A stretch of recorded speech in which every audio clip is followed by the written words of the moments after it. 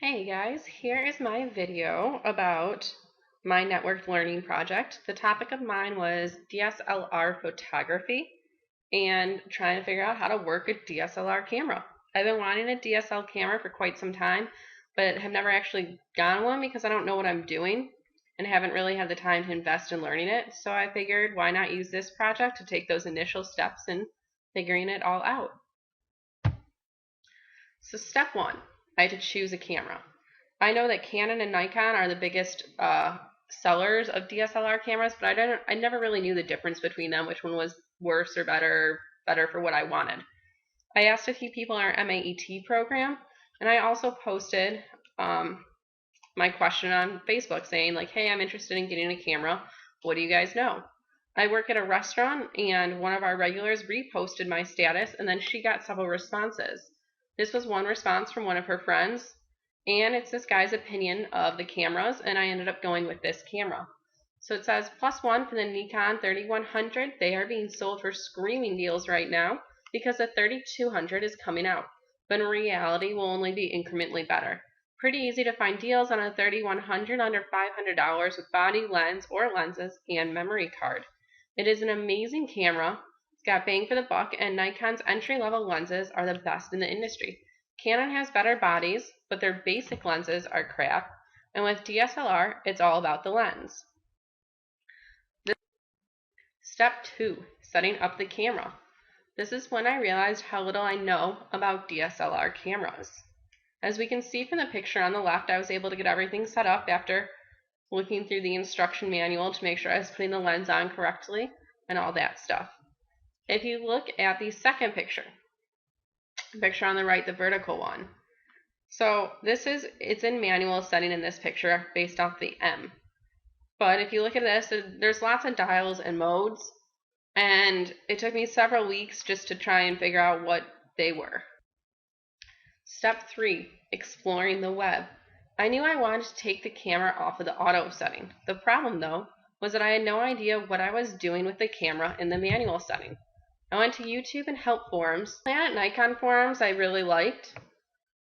I especially liked this Photography 101 forum within it.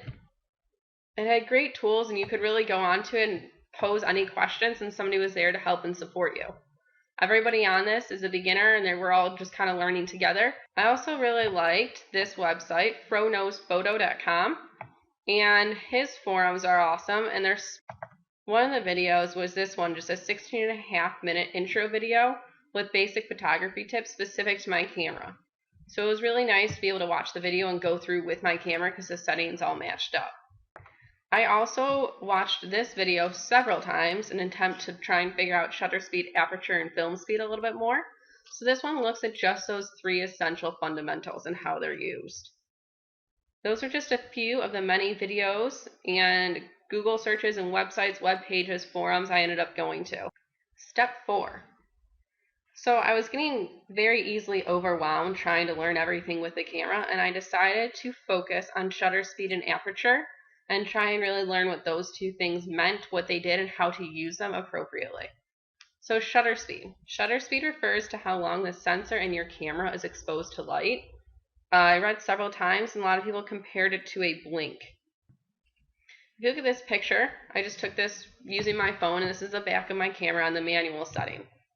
That M in the top left corner means manual. And the fraction that we have there, it says it's 1/60. That's your shutter speed. So the shutter is going to stay open for 1/60. Next, we're going to look at aperture.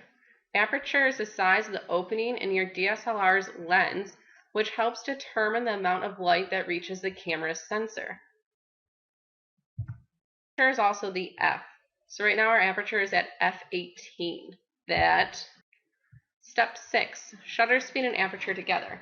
On the Photography 101 forum on Planet Nikon, I found a great chart that shows what shutter speeds and apertures are together. This right here shows how the shutter speed and aperture combine. Step 7, taking pictures. So, like I said, I'm still very much a beginner at this and still trying to figure it all out.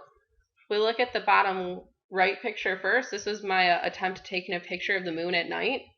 After several just essentially black photos, I ended up taking a picture with my camera. If you look at this, this is a skyline of Chicago. Again, you can kind of tell that I don't really know what I'm doing. Had I been able to mess around with the shutter speed and apertures and knew more about those, I could probably make it with a lot less cloudy look and have made it look much brighter. I was able to take this picture of the flowers off the auto setting and take that and make the colors pop a little bit. Same thing with this picture of the turtle. I messed around. This was the best I got with my shutter speeds and apertures, but it was trial and error. Again, if I was able to focus it a little bit more or knew as I'm learning more, I know that now going back, I could have put it on different settings to really enhance the quality. Step 8. What is next? I still feel like I'm learning by mistake, a trial and error method with this camera. So my next step is to take a photography class that offers hands-on support, learning, and feedback via a trained instructor. I'm really enjoying having the camera, and I'm excited to get to learn how to use it more and eventually feel confident in what I'm doing with it.